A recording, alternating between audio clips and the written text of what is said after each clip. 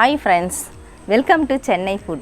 Bread-ஐ வச்சு நம்ம பலவிதமான ரெசிபீஸ் செய்வோங்க. ஆனா அந்த bread-ஐ வச்சு மிகவும் சுவையாக bread chilli எப்படி செய்யறதுன்னு பார்க்க போறோம். வாங்க பார்க்கலாம்.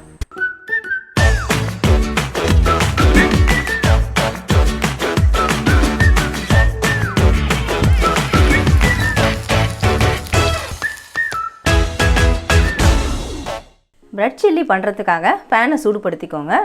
1 டேபிள்ஸ்பூன் அளவுக்கு ஆயில் சேர்த்து விட்டுக்கலாம். 6 ஸ்லைஸ் பிரெட் எடுத்துருக்காங்க. இந்த பிரெட்டை நான் சின்ன சின்ன கியூப்ஸாக கட் பண்ணி எடுத்துருக்கேன். இந்த பிரெட் ஸ்லைஸை நம்ம இதில் போட்டு ஃப்ரை பண்ணிக்கலாம்.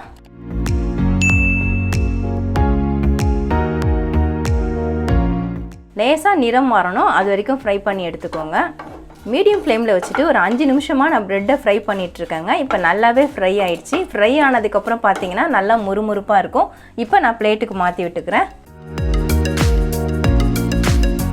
மறுபடியும் பேனை சூடுபடுத்திக்கோங்க. 1 டேபிள்ஸ்பூன் அளவுக்கு எண்ணெய் சேர்த்து விட்டுக்கலாம்.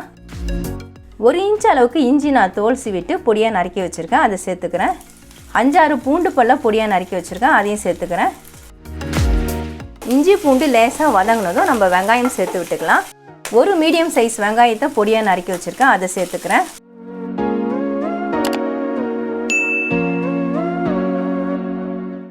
வெங்காயம் ஓரளவுக்கு வதங்கினதும் குடைமிளகாய் சேர்த்து விட்டுக்கலாம். பாதி குடைமிளகாயை நான் நீல வாக்கில் கட் பண்ணியிருக்கேன், அதை சேர்த்துக்கிறேன்.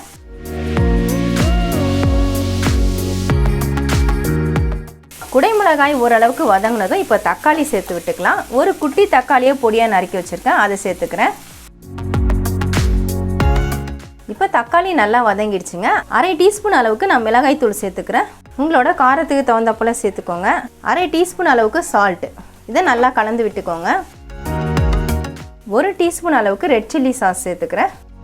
1 டீஸ்பூன் அளவுக்கு சோயா சாஸ் சேர்த்துட்டு நல்லா கலந்து விட்டுக்கோங்க. கொஞ்சமாக தண்ணி சேர்த்து விட்டுடலாம்.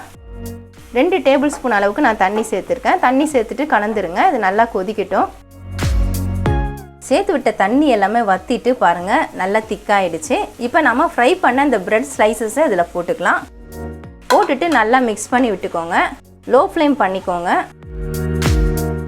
பிரெட் பீசஸை சேர்த்துட்டு நான் நல்லா மிக்ஸ் பண்ணி விட்டுட்டேங்க. இந்த மாதிரி நல்லா கோட் ஆகிற மாதிரி மிக்ஸ் பண்ணிக்கோங்க. இப்போ நம்ம கொஞ்சமாக கொத்தமல்லி தழை தூவி விட்டுக்கலாம். கொத்தமல்லி தூவிட்டு லேசாக ஒரு தடவை கலந்து கொடுத்துருங்க. அவ்வளவுதாங்க. இப்போ நம்ம ஸ்டவ் ஆஃப் பண்ணிடலாம். ரொம்பவே சூப்பராக பிரெட் சில்லி ரெடி பண்ணிட்டோம். வீட்டில் இருக்கக்கூடிய ஒரு 5-6 பிரெட் ஸ்லைஸை வச்சு சட்டுன்னு இதை ஈஸியாக ரெடி பண்ணிடலாம். இதை மார்னிங் பிரேக்ஃபாஸ்ட்டாகவும் செய்யலாம், நைட்டு டின்னருக்கும் செய்யலாம், ஈவினிங் ஸ்நாக்ஸாகவும் செஞ்சு கொடுக்கலாம். ரொம்ப ரொம்ப டேஸ்டியாக இருக்கும், நல்லா ஸ்பைஸியாக இருக்கும். நம்ம சிக்கனை வச்சு சில்லி சிக்கன்லாம் செய்கிறத விட பிரெட்டை வச்சு சட்டுன்னு செஞ்சிடலாங்க. எல்லாருக்குமே ஸ்பைஸியாக சாப்பிட்றதுனா ரொம்பவே பிடிக்கும். கண்டிப்பாக ட்ரை பண்ணி பாருங்கள். பிரெட் சில்லி ரொம்பவே டேஸ்ட்டாக எப்படி செய்கிறதுன்னு வீடியோவில் பார்த்துருப்பீங்க. சட்டுன்னு ரெடி பண்ணிடலாம். ரொம்ப ரொம்ப டேஸ்ட்டாக இருக்கும். கண்டிப்பாக ட்ரை பண்ணி பாருங்கள். உங்களுக்கு இந்த வீடியோ பிடிச்சிருந்தா லைக் பண்ணுங்கள், ஷேர் பண்ணுங்கள், சப்ஸ்கிரைப் பண்ணுங்கள். பக்கத்தில் இருக்க பெல் ஐக்கானை கிளிக் பண்ணிக்கோங்க. அதில் ஆல்னு ஒரு ஆப்ஷன் காட்டும், அதையும் கிளிக் பண்ணிக்கோங்க. நன்றி, வணக்கம்.